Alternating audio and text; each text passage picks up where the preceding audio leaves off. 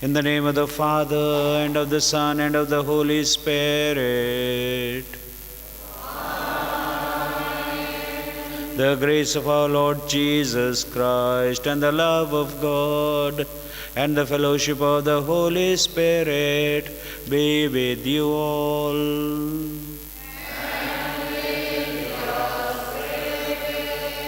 Good morning to you, brothers and sisters. Today, we celebrate the feast of Saint Leo the Great, a man who made difference in life, in the life of the church and in the lives of others. Self-disciplined man, self-controlled man, doing away with the evil and doing good. And his influence stretched over hundreds of years. We too are historical persons like him. Does my presence make any difference? Does my presence influence things in such a way that there is a qualitative difference in life around me?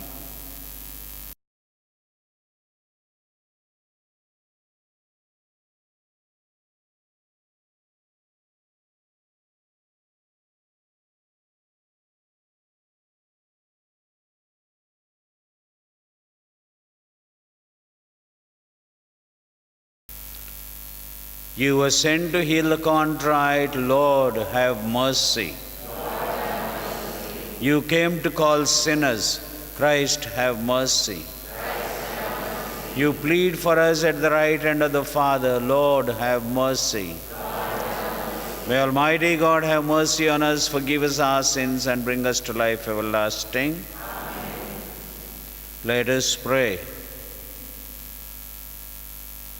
O God, you never allow the gates of hell to prevail against your church, firmly founded on the apostolic rock. Grant her, we pray, that through the intercession of Pope Saint Leo, she may stand firm in your truth and know the protection of lasting peace. Bless us, so that we too may make a difference in the quality of life around us.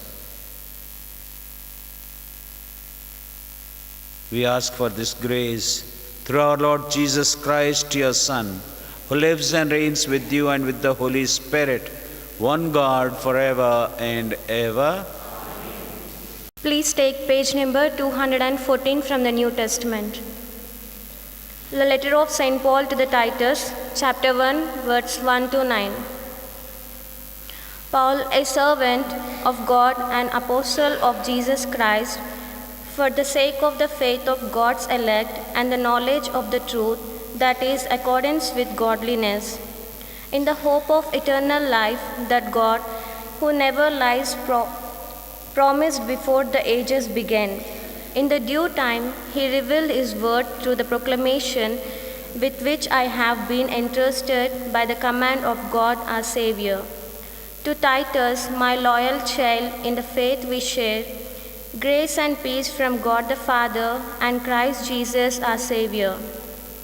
I left you behind in Crete for this reason, so that you should put in order what remained to be done, and should appoint elders in every town as I directed you.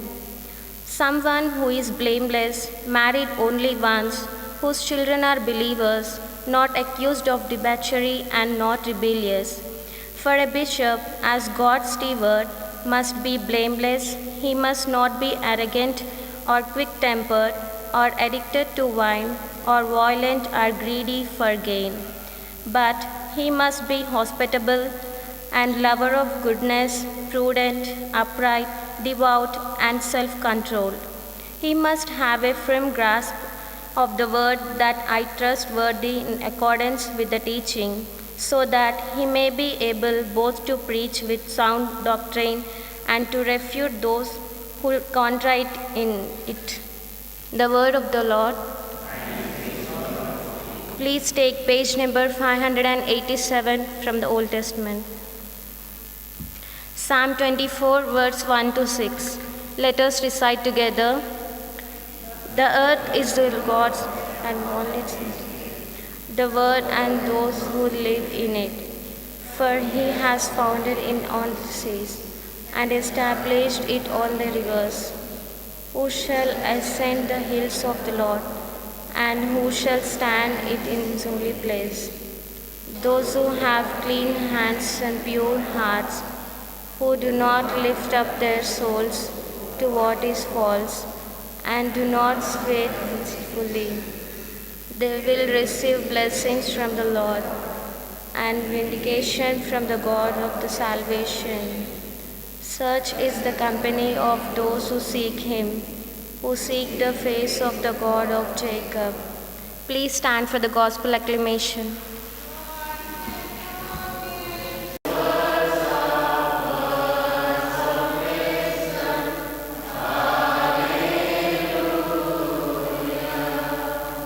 Make me to know your ways, O Lord. Teach me your paths.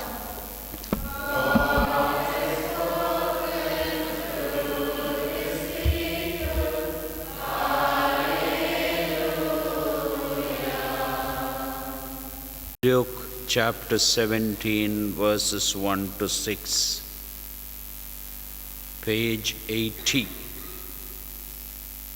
The Lord be with you. A reading from the Holy Gospel according to St. Luke.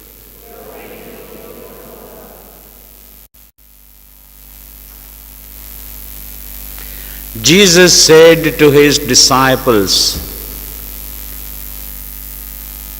occasions for stumbling are bound to come, but woe to anyone by whom they come. It would be better for you if a millstone were hung around your neck and you were thrown into the sea than for you to cause one of these little ones to stumble. Be on your guard. If another disciple sins, you must rebuke the offender, and if there is repentance, you must forgive. And if the same person sins against you 7 times a day and turns back to you 7 times and says, I repent, you must forgive.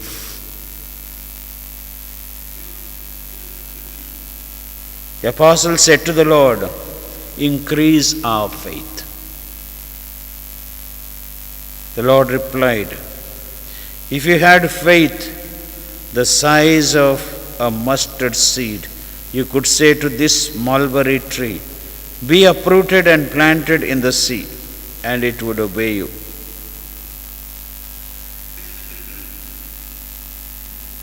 The Gospel of the Lord. May the words of the Gospel wipe away our sins. Amen.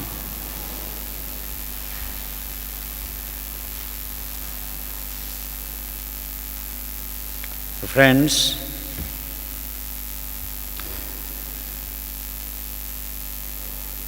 discipline is of two kinds, or self-restraint is of two kinds. One is external and the other is internal. As long as external discipline is imposed on us, it becomes difficult and it will remain only as long as that pressure on us remains. But if we internalize that discipline, then it becomes a source of making life different from what it is at times. That is what Leo the Great did. He died in 461.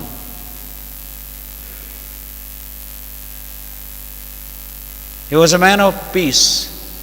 He brought peace by his presence and by his dialogue with others. He was a great pastor.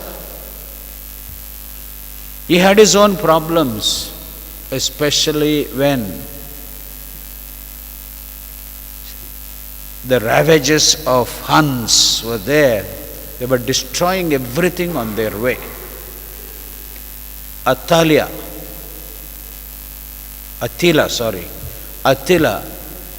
with the Huns, all his vandalized the whole of Europe and went to Rome.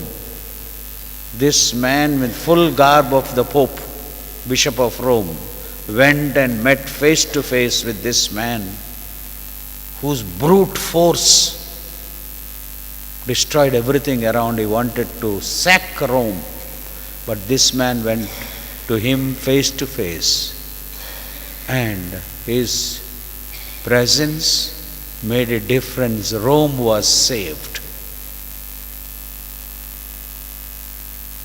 Of course, he could not do the same thing after 3 years.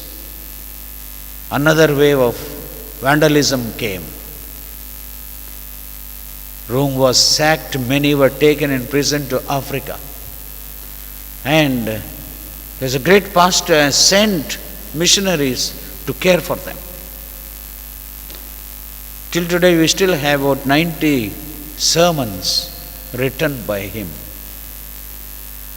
And with authority, sincerity, and hard work, he made, naturally self-discipline, he made a qualitative difference in life. That is what letter of Paul to Titus speaks of. Very pastoral letter, very short, just those of you who followed it, has 2 pages in that. The first part deals with responsibility. Not doing some things, doing things. But not doing certain things requires discipline, self-discipline. And doing things also we need discipline. That is a part of leadership. Then he comes to common platform.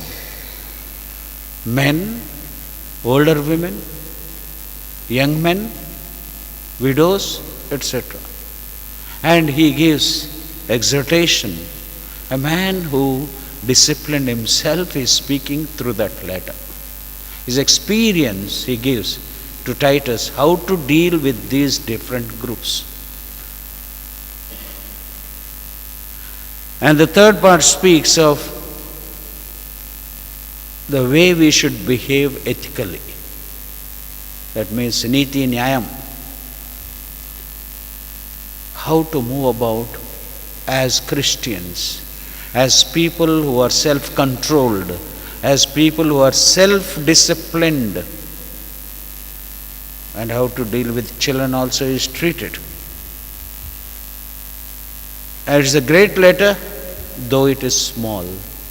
It can change our lives, that can bring about qualitative change in the lives of others around us. And therefore Jesus tells, be on your guard. Any time anything can disturb you. Be on your guard not to allow the evil to pervade you and behave in such a way you become scandal. And then he speaks of the scandals and especially forgiveness. Different sayings are there. Forgiveness. A man who is self-disciplined will think about these things, forgive as many times as, these are hard sayings of Jesus. Forgive others. If somebody sins against me 7 times a day and comes and 7 times a day and says, I am sorry, what do you think is your answer and my answer will be? Get out. Isn't it true of every one of us? But the way of the Lord is hard, but my grace is sufficient for you. That is the aim of the Lord, that we should go through the mill of life too. And therefore today's Eucharist invites us to think about these harsh realities of life and move like wise as serpents, innocent as doves. Be self-restrained, self-disciplined, and make a difference in the quality of life, whether it is in your home, in your convent, in your presbytery, or wherever you are. Are we willing to take the challenge? Are we willing to be the disciples of Jesus? And may this Eucharist help us to move a little bit ahead of what we are today to make a difference in life. And may Jesus help you and me. United for thy name's sake, Heavenly Father, Almighty God, we offer you this sacrifice. Show to us thy mercy, O Lord. Forgive us our sins of all our life. Study God, God of our creation, through darkness, Chetas Gunam Brahman Hansa Nakriva Comparison Speech.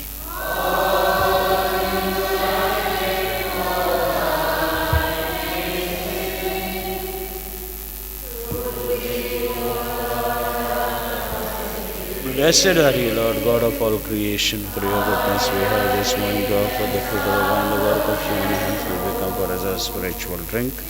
Blessed be God forever. Lord God, we ask you to receive us and be pleased with the sacrifice we offer you and comfort, Lord. Lord, wash your mind.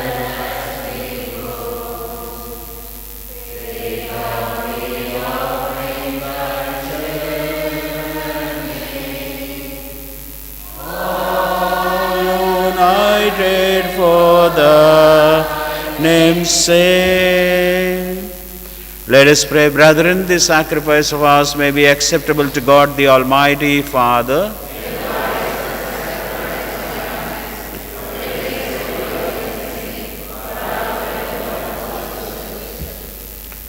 Through the offerings made here, we pray, O Lord, graciously shed light on your church so that your flock may everywhere prosper, and that under your governance the shepherds may become pleasing to your name. Through Christ our Lord. Amen. The Lord be with you.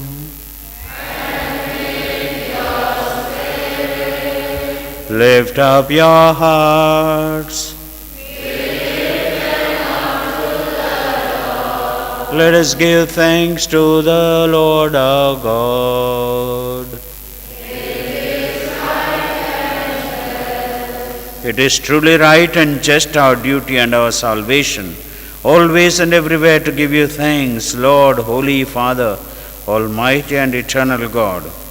For you are praised in the company of your saints, and in crowning their merits, you crown your own gifts. By their way of life, you offer us an example. By communion with them, you give us companionship.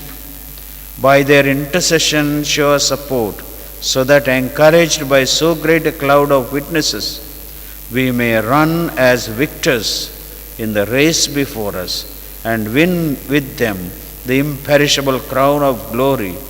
Through Christ our Lord, and so with the angels and archangels, and with great multitudes of saints, we pray the hymn of your praise, as without end we acclaim. Holy Lord, God of power and might, heaven and earth are full of your glory. Hosanna in the highest. Blessed is he who comes in the name of the Lord. Hosanna in the highest.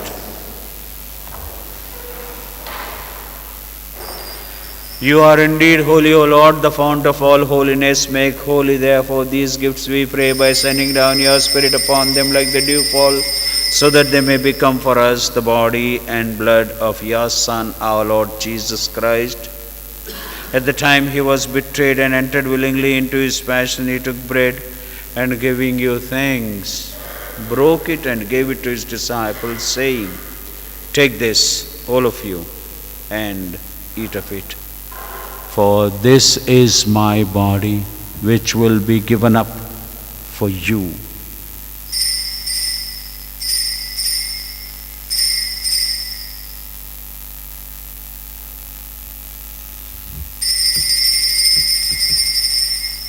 In a similar way, when supper was ended, he took the chalice, and once more giving you thanks, gave it to his disciples, saying, "Take this, all of you, and drink from it. For this is the chalice of my blood, the blood of the new and eternal covenant, which will be poured out for you and for many for the forgiveness of sins. Do this in memory of me."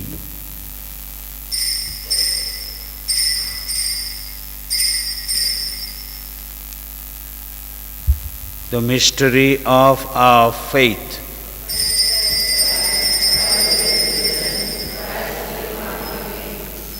Therefore, as we celebrate the memorial of his death and resurrection, we offer you, Lord, this life-giving bread and this saving chalice,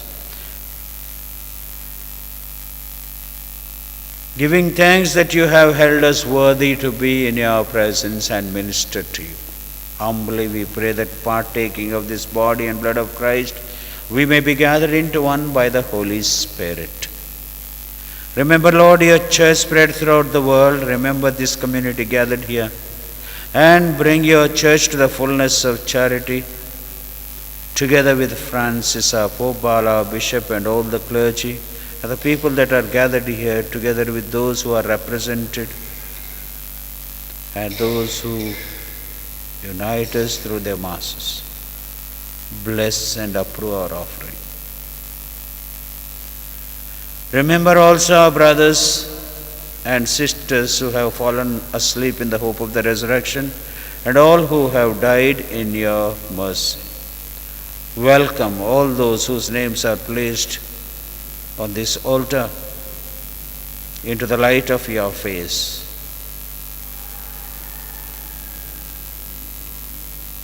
Have mercy on us all, we pray, that with the Blessed Virgin Mary, Mother of God, with Saint Joseph, with the blessed apostles, and with all the saints, together with Pope Leo, and all who have pleased you throughout the ages, so may we merit to be co-heirs to eternal life, and may praise and glorify you through your Son, Jesus Christ. Through him, and with him, and in him, O God, Almighty Father, in the unity of the Holy Spirit, all glory and honor is yours, forever and ever.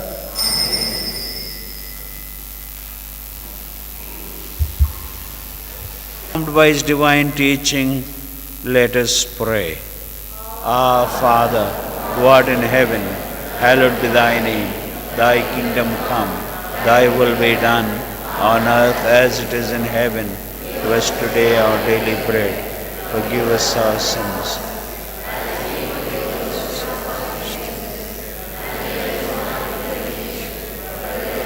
As we forgive those connected to the gospel of today.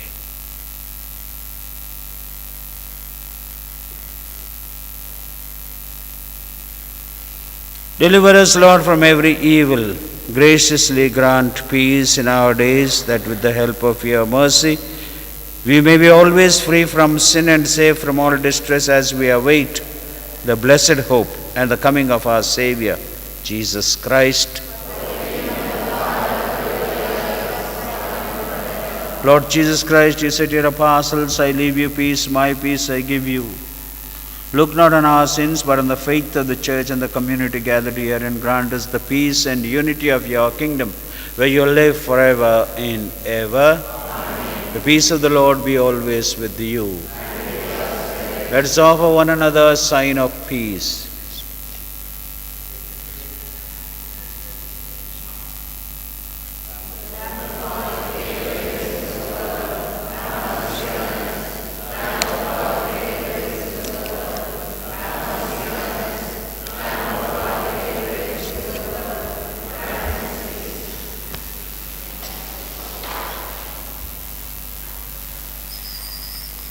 Behold the Lamb of God, behold him who takes away the sins of the world.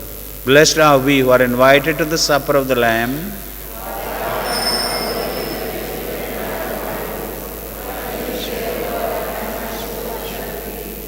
Body and blood of Christ, bring us to life everlasting. Amen.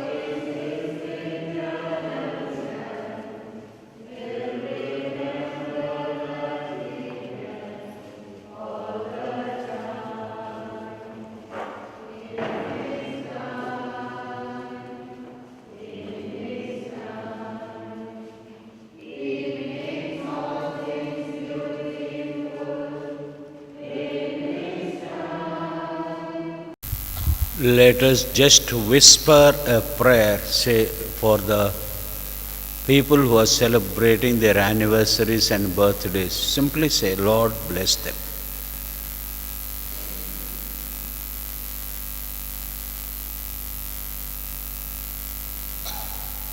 Let us also tell the Eucharistic Lord whom we received, Lord, bless me so that no scandal may come from me. Bless me so that I may forgive as many times as people say I am sorry. These are hard sayings. Therefore, Lord, we believe, but increase our faith to implement this.